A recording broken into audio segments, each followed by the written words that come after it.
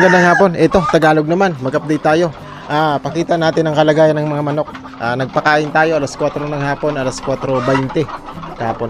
Pakain tayo ng ating mga alaga. So, ang laman ng video natin ay update lang ng papakain natin ng manok, mga kalagayan nila at sharing tips na rin. Kaya kung bago ka sa ating YT channel at gusto mo yung mga ganitong klase, yung mga pag-aalaga ng manok, mga kabrid, welcome ka sa GPC Rooster Show, my friend. Welcome to the GPC Rooster Show, where the coffee's hot and the stories flow. Wake up, laugh up, let that sunshine grow.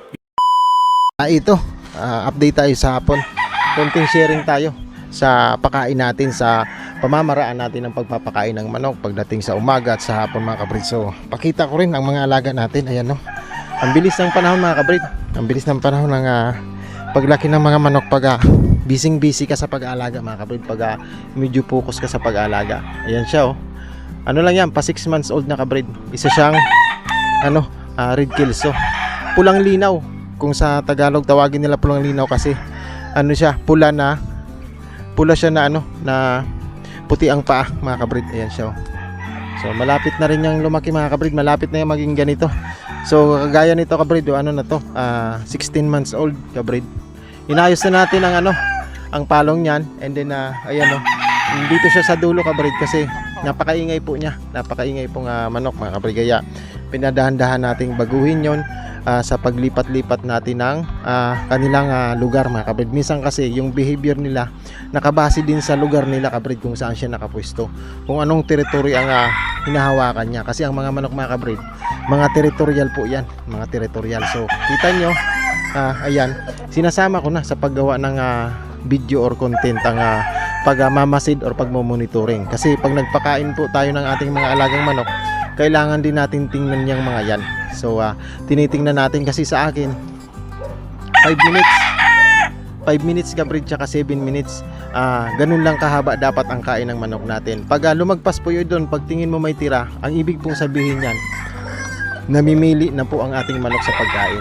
Mayroon na siyang deficiency sa appetite, mga kabrid. So kailangan 7 minutes ubos yan. Kaya makikita nyo yung 40 grams nating 40 grams siya na amount ng pagkain ng manok. Ganun dapat ang amount lang ng isang pangkaraniwang manok, mga kabrid. 40 grams lang dapat ang pinapakain. Base yung sa experience of kabrid, ko lang sa inyo yung aking pamamaraan, ang aking way of breeding, way of feeding, tapos yung ginagawa ko sa system ng ganun. So ayan, yan, sinisimot talaga nila, kabrid. Ayan, ang ginagawa ko talaga, pinifix ko sila sa 40 grams, 35 grams, mga kabrid. Kasi pag umexist po ako dyan sa 45 grams and 35 grams, 40 grams to 35 to 40 grams, mga kabrid, nagkakaroon po ng negative effect sa manok. Nagkakasakit po ang manok natin pag laging busog, mga kabrid.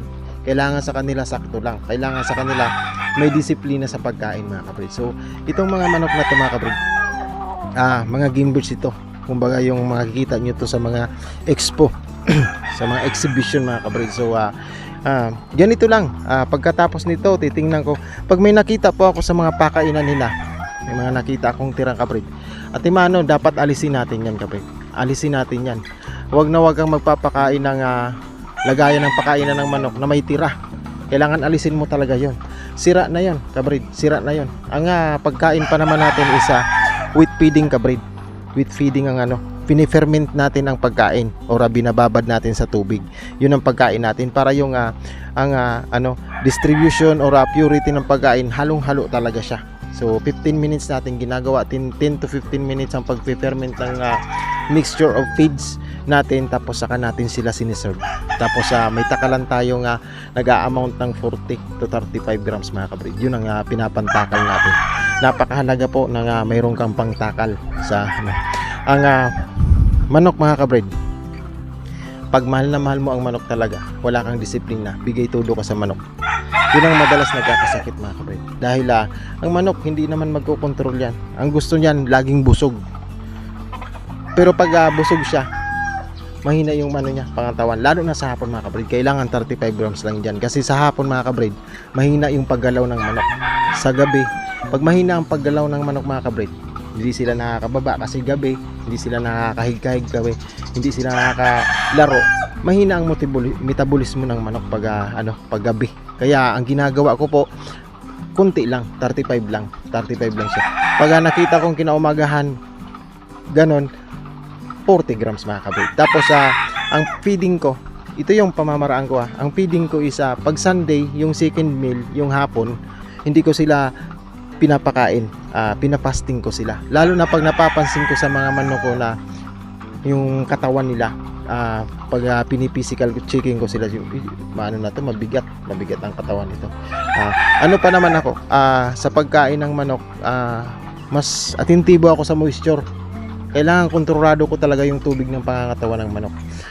Yun talaga ang magdadala ng health ng manok mga kabrid. Ang tubig, napakahalaga ng tubig. So pinipili ko with feeding kasi nata-times 2 ko ang amount ng tubig na nalalagay ko sa pangangatawan nila. Tapos evenly pa mga kabrid, sabay-sabay, pati babae lahat, na kailangan maano natin yung tubig sa pangangatawan. Kailangan hindi sila pag nag-dry yan sila. Ayan mapapansin mo kasi sa manok ang medyo dry. Ayan, nag-a-adjust tayo sa pag-ferment natin ng pagkain ng manok sa sa tubig na nilalagay natin sa ating mga Tapos ito, ganito, hanggang hapon na to kabrid. Hanggang hapon ko na silang titingnan kabrid. So ayan, magkagaya nito. Napaka early maturing pero mabait kabrid. Ayan. Pogi sana siya kaso pang-out natin yan kabrid. Pag may nagkagusto niyan, ipang-out natin yan siya. So para makabawi-bawi tayo sa pagkain ng manok kasi tapos lagi kabrid, napakalakas sa expenses ang ganito. Parang lifetime commitment siya. Hanggat gusto mong mag-alaga, kailangan magbitaw ka ng magbitaw. Bukod pa sa pagod. Mula nung nag-alaga ako ng manok mga kabrid 5 years ago, hindi na ako nakagising ng tanghali kabrid.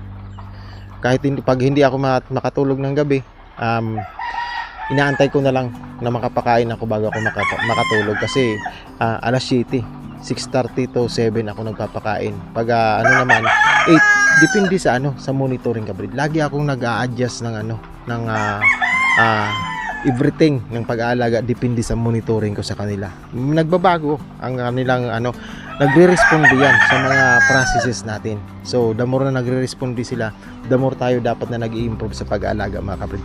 Itong makikita nyo mga kabrid is simpleng backyard lang. Ako po ay isang simpleng backyard breeder lang. And then mag-disclaimer pala tayo kabrid.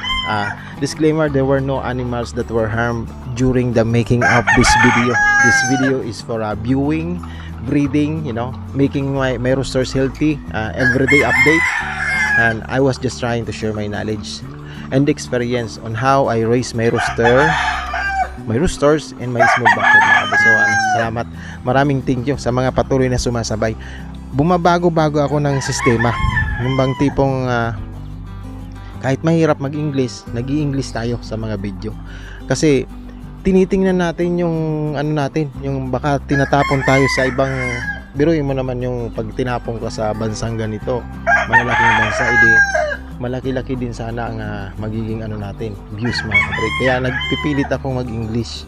Tapos kahit hirap mga kabrid, for the effort, gumagawa ako ng paraan para kung paano mag-improve. Kasi mahirap magka-views kung hindi ka naman nung nagpapakita ng mga tayo ay nag-aalaga lang. Kaya mahirap, ilan lang sa mga tao, lalo na sa mga mahilig, kahit marami tayong mahilig na manok sa Pilipino, hindi tayo masyadong supportive sa mga kapwa natin. Mas suportado natin yung mga taga-ibang mga kabrid. Ganun ang sistema. Pansin ko 'yan sa paggawa ko ng mga video, mga kabrid. So kaya ang ginagawa ko, gumagawa na ako ng sarili kong pag-sharing, diskarte. Minsan nag-i-English tayo, kahit anong sipag talaga, wala talaga kabrid. So talagang darating ang panahon, paghihinaan tayo talaga. Sana wag muna ngayon mga kabrid, wag muna tayong panghinaan sa pag-aalaga ng manok. Pag nakasahod tayo dito, ang ginagawa ko dito, pag nakakasahod ako sa YT, puro lang naman sa manok. Binablog ko pa nga pag nakasahod ko, binablog ko kung paano ko